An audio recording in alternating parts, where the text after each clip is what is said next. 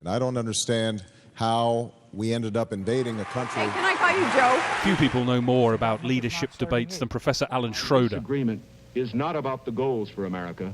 50 years after Kennedy clashed with Nixon, the first TV debate, there are lessons from history. If Kitty Dukakis were raped, Vision of the Soviet Union behind the Iron Curtain. Debates are one of the only potentially spontaneous moments in a modern election campaign.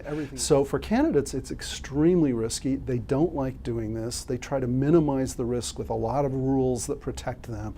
But in the final analysis, it's live TV, and there's not much you can do about it. Osama bin Laden and Al-Qaeda are setting up base camps. In the 2008 debates between Obama and McCain, one of the things that was commented on was McCain's unwillingness to look at Obama, to make any kind of eye contact with him. Now, it was an indication of some disdain on his part. At least that's how a lot of the audience perceived it.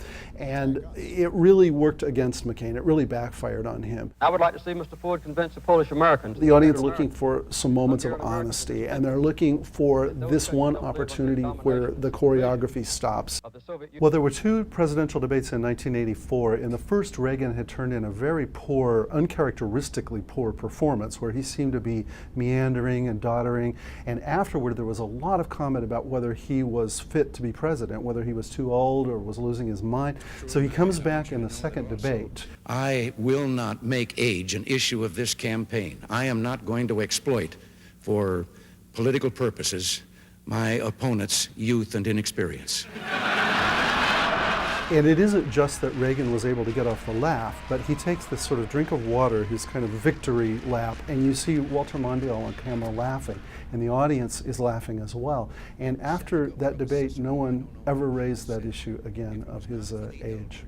But there are moments some candidates would rather forget. In 1988, the vice presidential candidate Dan Quayle was a little-known, inexperienced senator from Indiana. Quayle, very stupidly, compared himself to John F. Kennedy.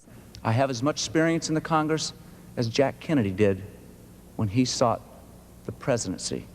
And that gave rise to one of the classic debate moments. I served with Jack Kennedy. I knew Jack Kennedy. Jack Kennedy was a friend of mine.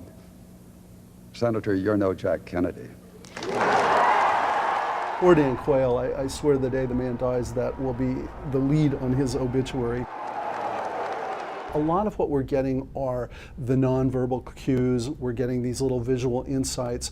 This is the only three-way presidential debate in American history, and Clinton was really good at this. And Clinton was good at it for one reason, because he practiced. This is not mudslinging, this is fact slinging. He was so emotive and so much about responding to them that he almost looked like he wanted to jump in and be in their midst. Now, you're paying for that. Everything visual is incredibly important here, even the inadvertent things. President Bush sitting on the stool, looking down at his watch. He gives the impression that he was bored out of his mind, that he'd rather be anywhere else but this debate. And in fact, later he said that that was accurate.